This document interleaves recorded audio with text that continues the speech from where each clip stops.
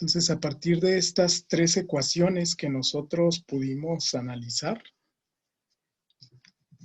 vamos a realizar la deducción para un sistema binario. Para un sistema que tiene dos componentes, ya sea en fase líquida o en fase gas, en solución. Vamos a analizar primero este sistema. Tenemos un sistema que puede o no formar dos fases. Aquí yo le llamé fase alfa y fase beta. Pero en este sistema se tienen dos especies. La especie, en general, especie 1 y especie 2. A una temperatura y presión conocidas, donde I es igual a 2, es decir, dos componentes. Nosotros partimos de esta relación, donde la propiedad M es igual a la sumatoria de las propiedades molares parciales. Recuerden, es la sumabilidad de estas propiedades. Además, la diferencial M, aquí se diferencia término a término, X1, M1 más X2, M2, diferenciamos este como un producto y diferenciamos el segundo término como otro producto. Le vamos a llamar ecuaciones A y B. Cuando conocemos la función M, que puede ser entalpía, energía interna, entropía, energía libre de Gibbs, como hemos mencionado, M se puede conocer como una relación algebraica, es decir, una función de composiciones a la temperatura y presión constantes. Si retomamos la ecuación de Gibbs-Duhem, que es esta, nosotros podemos concluir esta relación que es la ecuación C. ¿De dónde surge? Básicamente surge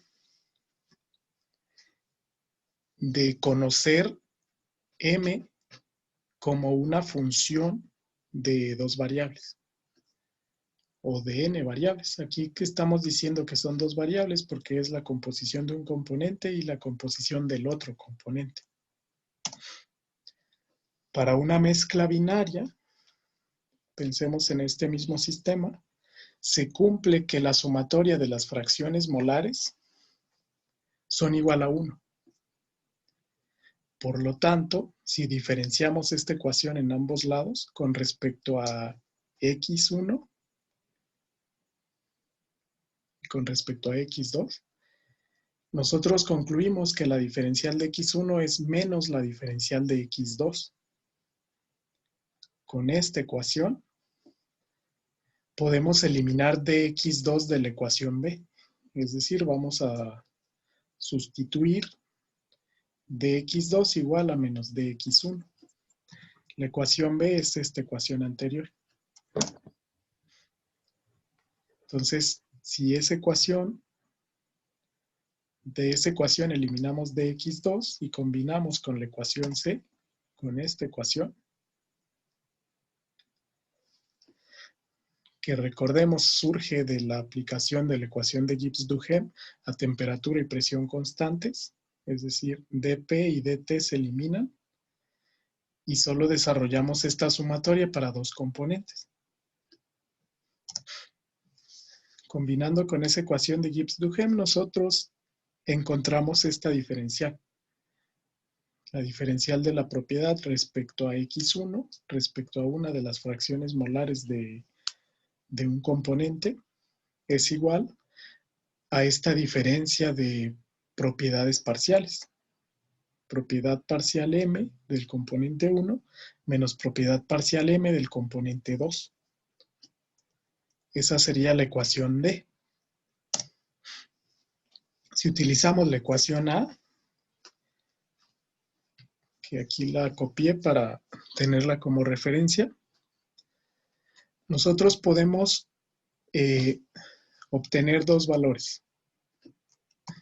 Con esta ecuación anterior, si ese diferencial lo sustituimos, aquí se despeja dm como dx1 por m1 menos m2 y lo sustituimos en la ecuación A, encontramos estas dos combinaciones algebraicas, donde m es igual a propiedad molar 1 menos X2 por M1 menos M2 y M puede ser igual a X1 por M1 menos M2 más la propiedad M2.